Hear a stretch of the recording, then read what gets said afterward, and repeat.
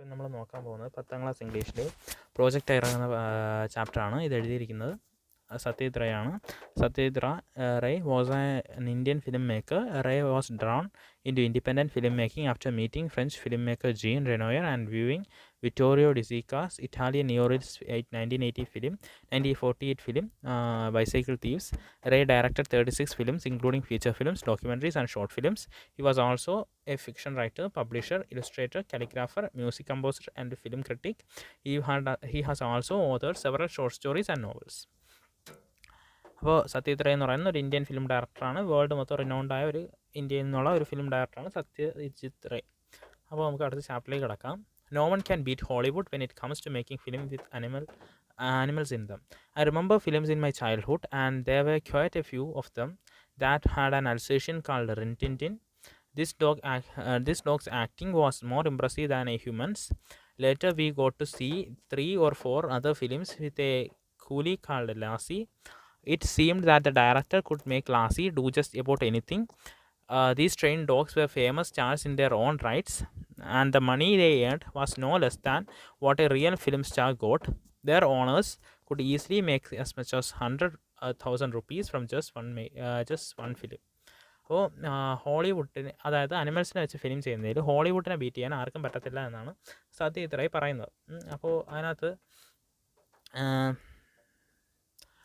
കുറച്ച് അനിമൽസിനെ വെച്ചുള്ള അല്ലെങ്കിൽ ഫിലിംസാണ് പറയുന്നത്. അന്ന് ഒരു അൽസേഷ്യൻ ഡോഗ് ഉണ്ടായിരുന്നു, അതിൻ്റെ പേര് റിൻ ടിൻ ടിൻ എന്നായിരുന്നു. ആ ഡോഗിൻ്റെ ആക്ടിങ് എന്ന് പറയുന്നത് ഹ്യൂമൻസിനേക്കാൾ ഹ്യൂമൻസിനേക്കാൾ കൂടുതൽ ഇമ്പ്രസീവ് ആയിരുന്നു, അല്ലെങ്കിൽ ഹ്യൂമൻസിനേക്കാൾ കൂടുതൽ മികച്ച പെർഫോമൻസ് ആ അനിമൽ നൽകിയിട്ടുണ്ടായിരുന്നു എന്നാണ് സത്യജിത് റേയുടെ ഒപ്പീനിയൻ.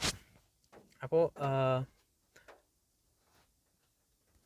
അത് കഴിഞ്ഞിട്ട് കുറച്ചുകൂടെ ഫിലിംസിൽ ലാസി എന്ന് പറയുന്ന അനിമൽസിനെയും ഉപയോഗിച്ചിട്ടുണ്ടായിരുന്നു. അപ്പോൾ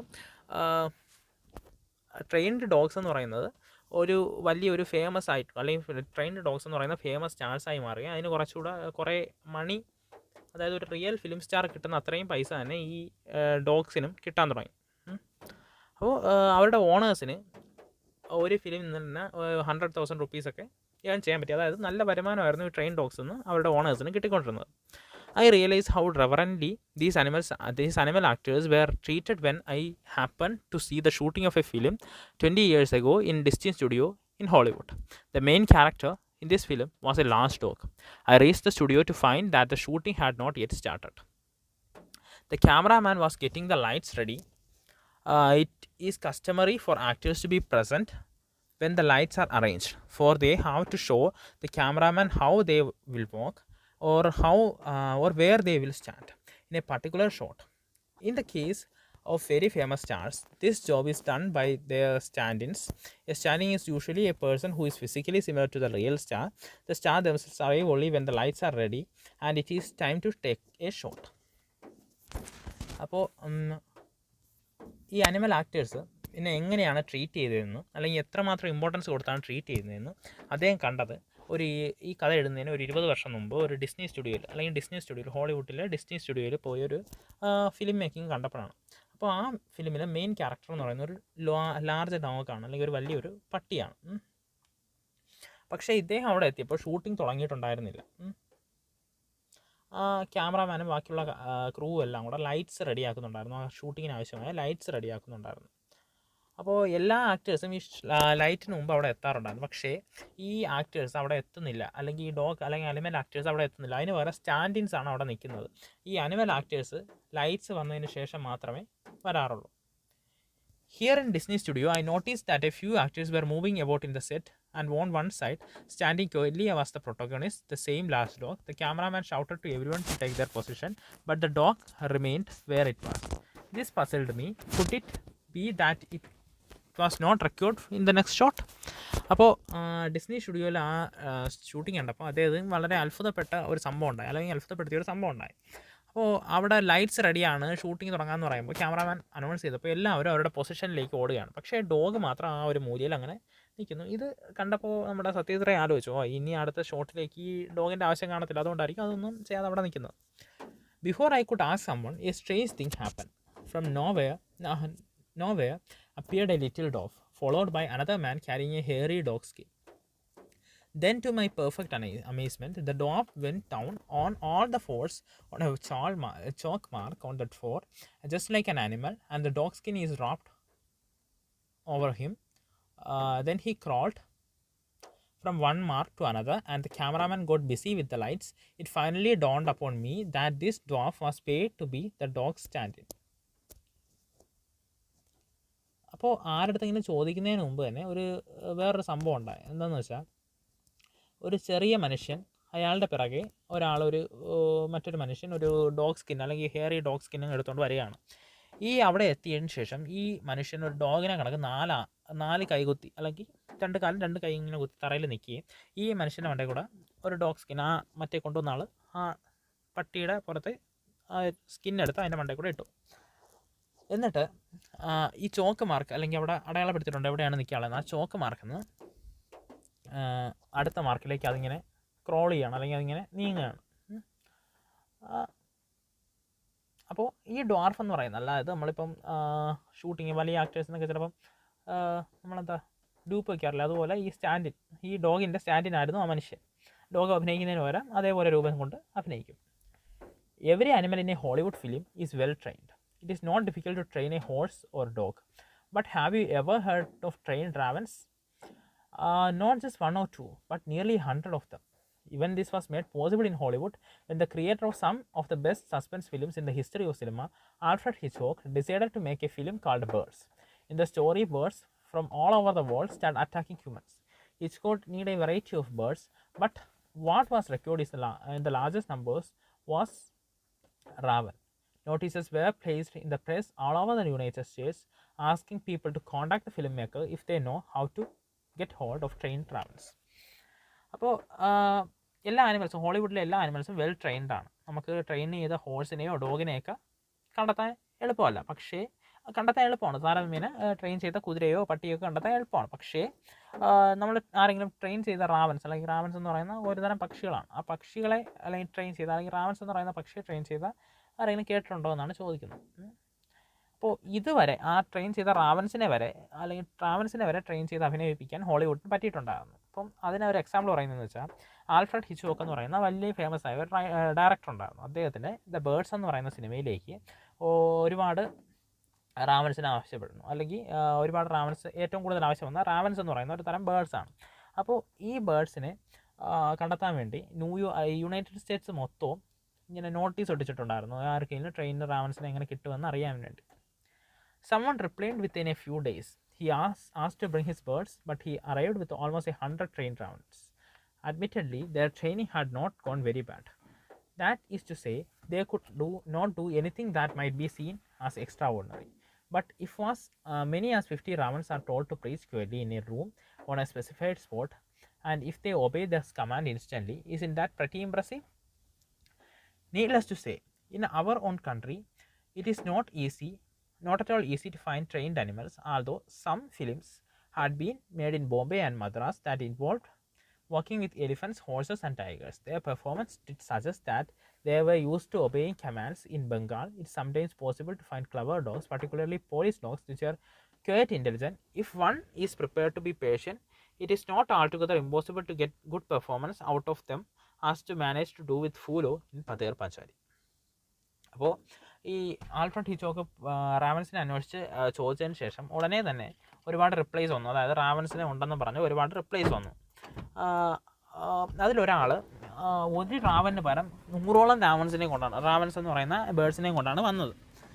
അപ്പോൾ ആ ട്രെയിനിങ്ങും അത്രത്തോളം പാടല്ലായിരുന്നു. അതായത് എവിടെ എങ്ങനെ പേഴ്സ് ചെയ്യണം, അല്ലെങ്കിൽ എവിടെ ഇരിക്കണം, അല്ലെങ്കിൽ ആ പറയുന്ന ഡയറക്ടറിന് ആവശ്യമായ രീതിയിൽ എല്ലാം ആ റാവൻസ് പെർഫോം ചെയ്യാമായിരുന്നു. പക്ഷേ നമ്മുടെ രാജ്യത്തിലേക്ക് വരുമ്പോൾ, ഇന്ത്യയിലേക്ക് വരുമ്പോൾ, ഇങ്ങനെ ഒരു ട്രെയിൻഡ് അനിമൽസിനെ കിട്ടുക എന്ന് പറയുന്നത് അത്ര ഈസിയല്ല. പക്ഷേ ബോംബെയിലും മദ്രാസിലും ഒക്കെ ട്രെയിൻ ചെയ്ത എലിഫൻസിനെയും ഹോഴ്സിനെയും ടൈഗേഴ്സിനെയൊക്കെ കിട്ടുക ഉണ്ടായിരുന്നു. അപ്പം അവരുടെ പെർഫോമൻസ് കാണുമ്പോൾ നമുക്ക് മനസ്സിലാക്കാൻ പറ്റും. അവരുടെ കമാൻഡ്സ്, അല്ലെങ്കിൽ ആൾക്കാർ കൊടുക്കുന്ന കമാൻഡ്സൊക്കെ അവർ കൃത്യമായിട്ട് ഒബേ ചെയ്യുന്നുണ്ട് എന്ന് നമുക്ക് മനസ്സിലാക്കാൻ സാധിക്കും. പക്ഷേ ബംഗാളിൽ ബാക്കിയുള്ള അനിമൽസ് കിട്ടുന്നതിനേക്കാളും ക്ലവറായ ഡോഗ്സിനെ കിട്ടുക കുറച്ചുകൂടെ കിട്ടുമായിരുന്നു, അല്ലെങ്കിൽ കുറച്ചുകൂടെ എളുപ്പത്തിൽ കിട്ടിയിരുന്ന ക്ലവർ ഡോഗ്സ് ആയിരുന്നു, എസ്പെഷ്യലി പോലീസ് ഡോഗ്സ്. കാരണം പോലീസ് ഡോഗ്സ് എന്ന് പറയുമ്പം നല്ല ഇൻ്റലിജൻ്റ് ആയ വർക്ക് എഫിഷ്യൻ്റ് ആയ ആൾക്കാരെ ഡോഗ്സിനല്ലേ പോലീസിലെടുക്കത്തുള്ളൂ. അപ്പോൾ പോലീസ് ഡോഗ്സിനെ കിട്ടുക കുറച്ച് എളുപ്പമായിരുന്നു. അപ്പോൾ അതിനൊരു എക്സാമ്പിൾ പറയുന്നുണ്ട്, ഫൂലോ ഇൻ Pather Panchali. Yet a dog might be difficult, not impossible to handle. What was one supposed to do if there was a need for a tiger in the film? We had to deal with this problem too when we are shooting Gopi Gaine Baga Baine. In the film, Gopi was banished by the king wanders in the forest, Miss Baga, who is also been banished. They see a tiger and freeze, but the tiger simply walks about in the forest without paying them the slightest attention. പക്ഷേ ഒരു ഡോഗിനെ വരെ, അല്ലെങ്കിൽ ഒരു train ചെയ്ത ഡോഗിനെ വരെ കിട്ടുക impossible ആയിരുന്നു, അല്ലെങ്കിൽ ഇമ്പോസിബിൾ അല്ല, ഡിഫിക്കൽട്ട് ആയിരുന്ന ഒരു സമയത്ത് ഒരു ട്രെയിൻ ചെയ്ത ടൈഗറിനെ വെച്ച് ഫിലിം ചെയ്യുക എന്ന് പറയുന്നത് വളരെ വളരെ വലിയൊരു ടാസ്ക് ആയിരുന്നു. അങ്ങനെ ഒരു പ്രോബ്ലം ഈ സത്യത്തിൻ്റെ ലൈഫിലുണ്ടായ ഒരു പ്രോബ്ലം അത് അദ്ദേഹം എങ്ങനെ ഡീൽ ചെയ്തു എന്നാണ് ഇതിൽ നമ്മൾ നോക്കുന്നത്. അപ്പോൾ ഇത് ഗൂപ്പി ഗൈനെ ഫാഗ ബൈനെ എന്ന് പറയുന്ന ചാപ്റ്ററിൻ്റെ കാര്യത്തിലാണ്, അല്ലെങ്കിൽ ആ സിനിമയുടെ കാര്യത്തിലാണ് ഈ ഇൻസിഡൻ്റ് ഉണ്ടാകുന്നത്. അപ്പോൾ ഗൂപ്പി എന്ന് പറയുന്ന ആളിനെ രാജാവ് അവിടെ നിന്ന് ബാനിഷ് ചെയ്യുക, അല്ലെങ്കിൽ അവിടെ നിന്ന് പുറത്താക്കുകയും, അതുപോലെ തന്നെ ബാഗ എന്ന് പറയുന്ന പുറത്താക്കപ്പെട്ട ആൾ വേറൊരാളാണ്. ബാഗ എന്ന് പറയുന്ന പുറത്താക്കപ്പെട്ട ആൾ രണ്ടുപേരും കൂടെ, ഗൂപ്പിയും ബാഗയും കൂടെ ഒരു ഫോറസ്റ്റ് വെച്ച് കണ്ടുമുട്ടുകയാണ്. ഈ സമയത്ത് ഒരു ടൈഗർ വരികയും ഈ ടൈഗർ ഇവരെ കണ്ടതിന് ശേഷം ഒന്നും ചെയ്യാതെ ചുമ്മാ നടന്നു പോകുന്ന ആണ് scene. Having thought of the scene, I simply had to shoot it. But where we are going to find a tiger? The obvious thing to do was to look in a circus, since they were likely to have trained animals. As a matter of fact, one called Farah Circus was visiting Calcutta at the time, holding shows in Market Square. We sent someone to make an appointment with the Tamil manager and then went to meet him one morning. He greeted us warmly and ordered South Indian coffee for us. The manager heard the reason for our visit, then sent off one Mr. Thorat. He turned out to be the ringmaster. He too was a South Indian, very well built, with features somewhat like those of a Nepali. He was perhaps no more than 40. He showed us an old scar on his forearm which had been caused by a tiger. അപ്പോൾ ഈ സീനിനെ കുറിച്ച് ചിന്തിച്ചപ്പോൾ ഇങ്ങനെ ഒരു scene shoot ചെയ്യണമല്ലോ. അപ്പോൾ കിട്ടിയ ഒരു possibility എന്ന് പറയുന്നത് ഒരു വല്ല സർക്കസിൽ നോക്കുക എന്നുള്ളതായിരുന്നു. അപ്പോൾ ആ സമയത്ത് കൽക്കത്തയിൽ ഒരു സർക്കസ് ഉണ്ടായിരുന്നു. ആ സർക്കസിൻ്റെ പേരാണ് ഫാറസ് സർക്കസ്. അപ്പോൾ ഫാറസ് സർക്കസിനെ ഷോ നടത്തിക്കുക, അതായത് അവിടെ ഒരു തമിഴ് മാനേജറായിരുന്നു, അദ്ദേഹത്തിനെ കാണാൻ വേണ്ടിയിട്ട് ഇവരെല്ലാം കൂടെ പോവുകയാണ്. അപ്പോൾ ഈ തമിഴ് മാനേജറിനെ ചെന്ന് കണ്ടു, കാര്യം പറഞ്ഞു. അദ്ദേഹം ഒരു റിംഗ് മാസ്റ്ററിനെ പരിചയപ്പെടുത്തുകയാണ്. റിംഗ് മാസ്റ്റർ എന്നാണ് മിസ്റ്റർ തൊറാട്ട് എന്ന് പറയുന്ന ഒരു റിംഗ് മാസ്റ്ററിനെ പരിചയപ്പെടുത്തി. അപ്പോൾ അദ്ദേഹത്തിൻ്റെ അപ്പിയറൻസ് എന്ന് പറയുന്നത് ഒരു സൗത്ത് ഇന്ത്യൻ ആണ്, വെരി വെൽ ബിൽറ്റ്, അല്ലെങ്കിൽ നല്ല ബോഡിയൊക്കെ ഉള്ള ഒരു നേപ്പാളി കണക്കിരിക്കുന്ന ഒരാളാണ് മിസ്റ്റർ തൊറാട്ട്. പിന്നെ ഏകദേശം ഒരു 40 വയസ്സോളം അടുപ്പിച്ച്. അതുപോലെ തന്നെ അദ്ദേഹത്തിൻ്റെ 4 ആംസിൽ, അതെനിക്ക് ഒരു കയ്യിൽ ഒരു ഓൾഡ് സ്കാർ ഉണ്ട്, അല്ലെങ്കിൽ ഒരു മുറിവിൻ്റെ പാടുണ്ട്. ഇത് ഒരു ടൈഗർ കാരണം, ഒരു കടുവ കാരണം പറ്റിയതാണ്. We told him what we wanted. The shooting was taking place near Shiuri in Birhu. We wanted to show a tiger in a thick bamboo grove. All the animals was required to do was come out of the bamboo grove into an open space, pace gently for a while, looking at the camera if possible, and then go back. Could a tiger from Farah Circus do this job? Mr. Thorat nodded. How long will you need it for? Asked the manager. Perhaps a couple of hours for the shooting, I replied. But that would be in addition to the time it will take to travel to and from Shiuri. On being told that the travel itself should take no more than 2 days, the manager agreed to put the tiger in the cage and send it into a lorry. He invited us to take a look at the tiger. അപ്പം നമ്മൾ, അല്ലെങ്കിൽ ഈ പോയവർ, സത്യജിത് റേ ഉൾപ്പെടെ ആൾക്കാർ എന്താണ് വേണ്ടതെന്ന് അവരുടെ അടുത്ത് പറയുകയും, കാര്യം ഷൂട്ടിംഗ് നടക്കുന്നത് ഷിയൂറി, ബീർഭൂമിലുള്ള ഷിയൂറി എന്ന് പറയുന്ന സ്ഥലത്താണെന്നും അവിടെ ഒരു തിക്ക് ബാമ്പു ഗ്രൂവിൽ, അല്ലെങ്കിൽ ഒരു മുളം കാട്ടിൽ ഇങ്ങനെ കടുവ വരുന്നതും ആനിമൽസ് ഇങ്ങനെ ജെൻറ്റിലായിട്ട് ഇങ്ങനെ നടന്നു വരികയും പതുക്കെ അത് പിന്നെയും പോവുകയും പറ്റുമെങ്കിൽ ക്യാമറയിലിട്ടൊന്ന് നോക്കി, ഇത്ര മാത്രമേ വേണ്ടൂ. എന്നിട്ട് ചോദിക്കുകയാണ്, ഫാറസ്റ്റ് സർക്കസിൽ ഏതെങ്കിലും ഒരു ടൈഗറിനെ കൊണ്ട് ഇത് ചെയ്യിക്കാൻ പറ്റും. അപ്പോൾ മിസ്റ്റർ ത്രോട്ട് ചോദിച്ചത് എന്താണെന്ന് വെച്ചാൽ, how long will you need it for? എത്ര സമയത്തേക്ക് ഇത് ആവശ്യം വരും?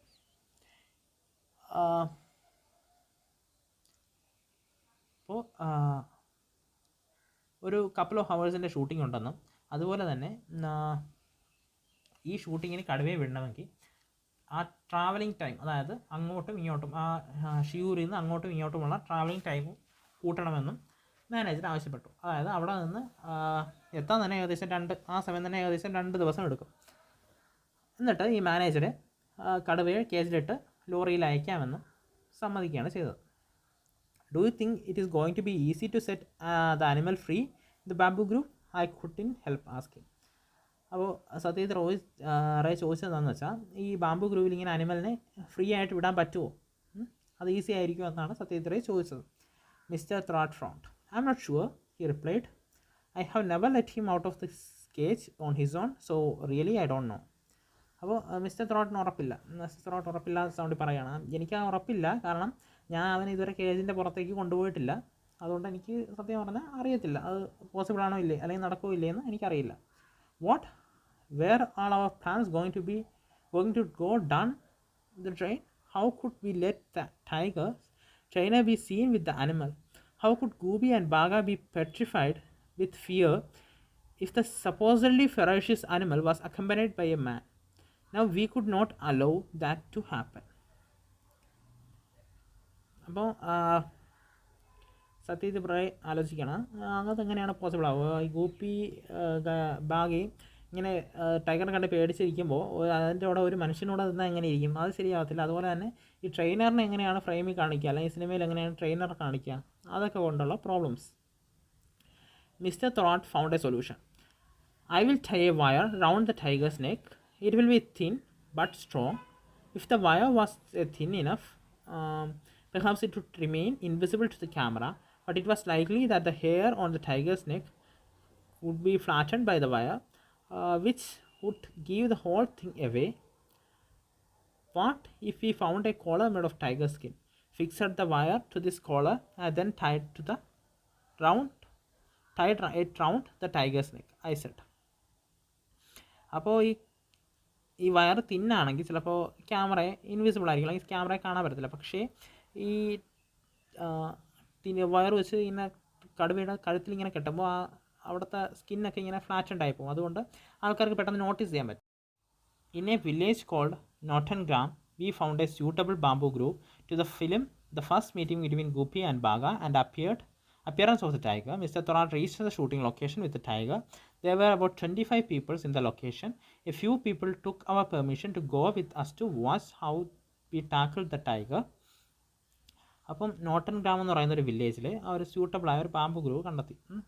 അവിടെയാണ് ഗൂപ്പിയും ബാഗയും ഒരുമിച്ച് ടൈഗറിനെ കാണുന്നത്. മിസ്റ്റർ ത്രോട്ട് ഷൂട്ടിംഗ് ലൊക്കേഷനിൽ ടൈഗറിനെയും കൊണ്ട് ഈ ഷൂട്ടിംഗ് ലൊക്കേഷനിൽ എത്തി. അപ്പോൾ അവിടെ ഏകദേശം 25 പീപ്പിൾസോളം ഉണ്ടായിരുന്നു. ആ ടൈഗറിനെ കാണുക, അല്ലെങ്കിൽ ടൈഗറിനെ കാണാൻ വേണ്ടിയുള്ള ആ ഒരു ആൾക്കൂട്ടമായിരുന്നു അവിടെ ഉണ്ടായിരുന്നത്. The cage on the lorry was cover. When the cover was removed, we were surprised to see not one but 2 well-fed and robust tigers. I decided to play it safe, Mr. Thorat explained. If one doesn't get it right, we can use the another. അപ്പോൾ cage അല്ലെങ്കിൽ ആ ലോറിയിൽ ആ cage കൂട് cover ചെയ്തിട്ടുണ്ടായിരുന്നു, ഇങ്ങനെ മൂടി വെച്ചിട്ടുണ്ടായിരുന്നു. അപ്പോൾ ആ കവറിങ് മാറ്റിയപ്പം ഈ ഷൂട്ടിങ്ങിനൊന്നുമല്ല സർപ്രൈസായി. കാരണം ഒന്നിന് പകരം 2 റോബസ്റ്റ്, സ്ട്രോങ് ആണ് റോബസ്റ്റ് എന്ന വേർഡിൻ്റെ മീനിങ്. അപ്പോൾ സ്ട്രോങ് ആയ 2 ടൈഗേഴ്സ്. അപ്പോൾ മിസ്റ്റർ ത്രോട്ട് അതിനെ എക്സ്പ്ലെയിൻ ചെയ്തത് എന്താണെന്ന് വെച്ചാൽ, I decide to play it safe. ഞാൻ അത് സുരക്ഷിതമായിട്ട് കളിക്കാൻ തീരുമാനിച്ചു. കാരണം ഒരെണ്ണം കൊണ്ട് ശരിയായാലേ നമ്മൾ മറ്റേ വെച്ച് ട്രൈ ചെയ്യാം. We mounted the camera on the tripod and placed it so that it faced the bamboo grove. The audience was instructed to get behind the camera and to stand as far back as possible. We had to stay relatively close to the bamboo grove, and Gopi and Baga too had to be within yards of the camera, for it was necessary to have at least one shot that showed them together with the tiger. അപ്പോൾ ഈ shooting crew ഒക്കെ ഈ ക്യാമറയൊക്കെ ട്രിപ്പോയിഡ് എടുത്ത് വെച്ച് എല്ലാം കറക്റ്റാക്കി വെച്ചിട്ടുണ്ടായിരുന്നു. എന്നിട്ട് bamboo ഗ്രൂവിലേക്ക് ഇത് ഫേസ് ചെയ്തൊക്കെ വെച്ചു. അപ്പം ഓഡിയൻസിൻ്റെ അടുത്ത് എല്ലായിടത്തും ഈ ക്യാമറയുടെ ബാക്കിലേക്ക് മാറി നിൽക്കാൻ പറയുകയും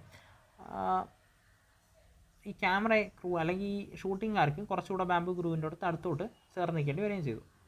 ഗൂപ്പിക്കും ബാഗയ്ക്കും കുറച്ചുകൂടെ അടുത്തേക്ക് ചെല്ലേണ്ടി വന്നു. കാരണം ഈ അവരാണല്ലോ ഈ കടുവയെ കാണുന്നത്.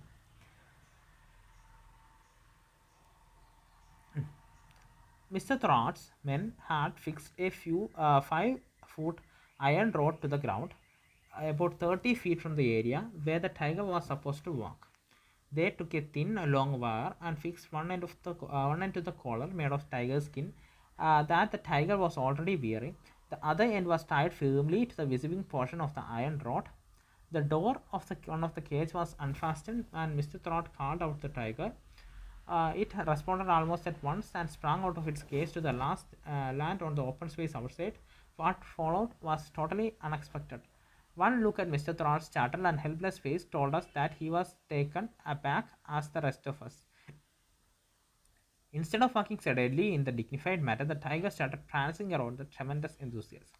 It leaped, it jumped, it rolled out about, dragging its poor trainer, who was desperately clutching the wire, tried to the tiger's collar in a futile attempt to bring it under control. We stood around foolishly watching a noose and strange kind of circus which we were getting to see for free. The camera was still standing on its 3 legs, starting in the wood, but the tiger was showing no sign of making it pay there. അപ്പോൾ mister throat ഒരു 5 ഫീറ്റുള്ള iron റോഡിൽ ഇങ്ങനെ കോളറൊക്കെ വെച്ച് ആ thin വയറൊക്കെ ഇങ്ങനെ കെട്ടി വെച്ചിട്ടുണ്ട്, എന്നിട്ട് അതിനെ കൺട്രോൾ ചെയ്യാൻ വേണ്ടിയിട്ട്. എന്നിട്ട് ഈ കവറിങ് ഒന്ന് മാറ്റിയപ്പോൾ ഈ അൺഎക്സ്പെക്റ്റഡ് ആയ ഒരു സംഭവമാണ് ഉണ്ടായത്. കാരണം ഈ ഭയങ്കര ഗാംഭീര്യത്തിൽ ഈ കടുവൊക്കെ നടന്നു പോകുമെന്ന് നമ്മൾ പ്രതീക്ഷിച്ചെങ്കിലും കടുവ ഇങ്ങോട്ട് ചാടി ഇറങ്ങിയിട്ട് ഭയങ്കര സന്തോഷത്തിൽ അല്ലെങ്കിൽ ഭയങ്കര എന്തൂസിയാസത്തിൽ ഇങ്ങനെ ചാടി തുള്ളി നടക്കുകയാണ് ചെയ്തത്. എന്നിട്ട് ഈ ട്രെയിനർ കൊണ്ട് വലിച്ചടിച്ച് ഇങ്ങോട്ടെങ്കിലും അങ്ങോട്ടൊക്കെ ഓടി കളിക്കുകയാണ് ചെയ്തത്. കാരണം ഇത് കുറേ നാൾക്ക് ശേഷം പുറത്തേക്ക് ഇറങ്ങി അല്ലെങ്കിൽ ഓപ്പൺ സ്പേസിലേക്ക് ഇറങ്ങിയ ഒരു എന്തൂസിയാസം ആയിരിക്കാം. അപ്പോൾ ഈ സമയത്ത് ഒരു സ്ട്രേഞ്ച് സർക്കസ് ഫ്രീ ആയിട്ട് കണ്ടുകൊണ്ടിരിക്കുകയായിരുന്നു ബാക്കി എല്ലാവരും. കാരണം ഇത് ഒരു മാതിരി ഒരു സർക്കസ് പോലെയായിരുന്നു അങ്ങനെ ചാടുന്നത് തുള്ളുന്നു നോക്കാം. Once the tiger had calmed down, we managed to take the few shots we needed. This should have been the end of the story, but when we returned to Calcutta and looked at the scenes with the tiger, we realized that the camera had failed to work properly. The shots were too dark, so much so that the tiger was merging almost completely with the background of the trees and leaves. He had to shoot all the scenes all over again. We spoke to Mr. Thrott and he agreed to give another go. We found another bamboo grove close to Calcutta in a village called Bora. The lorry arrived once more with Mr. Thrott, the tiger steel wire, its one special collar and the iron rod, and with lorry came with whole village. We told the villagers that they should stand at a distance of 70 feet. No one paid any attention to what they were told. The entire crowd moved to as close to the camera as they could. We could not afford to waste any more time explaining and arguing, so we got the camera ready and signaled Mr. Thrott. അപ്പോൾ tiger കാമായ അല്ലെങ്കിൽ tiger കുറച്ച് ശാന്തമായതിനു ശേഷം കുറച്ച് അവർക്ക് ആവശ്യമുള്ള shot എടുക്കാൻ പറ്റിയെങ്കിലും തിരിച്ച് കൽക്കട്ടയിൽ എത്തിയപ്പോഴാണ് അവരെ സത്യം തിരിച്ചറിയുന്നത്. കാരണം ഈ ഷോട്ടെല്ലാം കുറച്ച് ഡാർക്കായി പോയിരുന്നു. കാരണം ഈ ബാക്ക്ഗ്രൗണ്ടിലേക്ക് കടുവ എടുത്തറിയാൻ പറ്റുന്നുണ്ടായിരുന്നു, അല്ലെങ്കിൽ കടുവയും ബാക്ക്ഗ്രൗണ്ടും ഒരുപോലെ അലിഞ്ഞങ്ങ് ചേർന്നു, അല്ലെങ്കിൽ നമുക്ക് കൃത്യമായിട്ട് നോട്ടീസ് ചെയ്യാൻ പറ്റുന്നുണ്ടായിരുന്നില്ല ടൈഗറിനെ. അതുകൊണ്ട് അത് ഒന്നുകൂടെ എടുക്കാൻ മിസ്റ്റർ ത്രോട്ടിനെ സമീപിക്കുകയും അദ്ദേഹം ഒന്നുകൂടെ എടുക്കാൻ സമ്മതിക്കുകയും ചെയ്തു. ഇത്തവണ കൽക്കത്ത സമീപമുള്ള ബോറൽ എന്ന് പറയുന്ന വില്ലേജിലെ ഒരു ബാമ്പു ഗ്രൂവിലാണ് ഷൂട്ട് ചെയ്യാൻ തീരുമാനിച്ചത്. അപ്പോൾ അവരെല്ലാം വരുന്നത് അല്ലെങ്കിൽ ലോറിയിൽ വീണ്ടും ഈ സാധന ജംഗമ വസ്തുക്കളും കൊണ്ട് നമ്മുടെ ത്രോട്ട് വന്നു. ഈ കടുവയും അതിൻ്റെ കോളറും അയൺ റോഡും വയറും ഇതെല്ലാം കൊണ്ട് വന്നു. അപ്പോൾ ഈ ആൾക്കാരടുത്ത് 70 അടി ദൂരത്തിൽ നിൽക്കണം, അല്ലെങ്കിൽ ക്യാമറയിൽ നിന്ന് 70 ഫീറ്റ് മാറി നിൽക്കണം എന്നാണ് പറഞ്ഞിരുന്നുണ്ട്. പക്ഷേ ആൾക്കാർ ഇതൊന്നും കേട്ടില്ല. ഇവർക്കാണെങ്കിൽ സമയം കളയാനും ഇല്ലായിരുന്നു. അതുകൊണ്ട് ഇവർ ക്യാമറ ഓണാക്കി ത്രോട്ടിൻ്റെ അടുത്ത് സിഗ്നൽ കാണിച്ചു ഷൂട്ടിംഗ് തുടങ്ങാൻ വേണ്ടി. He opened the door of the cage. The instant the door opened with a clang, our tiger emerged with a loud roar and charged straight at the villagers gathered behind the camera. The crowd, consisting of about 150 people, melted away as if by magic. After that great burst of energy, the tiger calmed down very quickly like an obedient child. It walked over to the spot we had chosen and paced about quietly as it was required to, and then ambled back to the trainer. Even the camera behaved this time, which we realized 2 days later. Then when we returned to Calcutta and saw the scenes we had shot.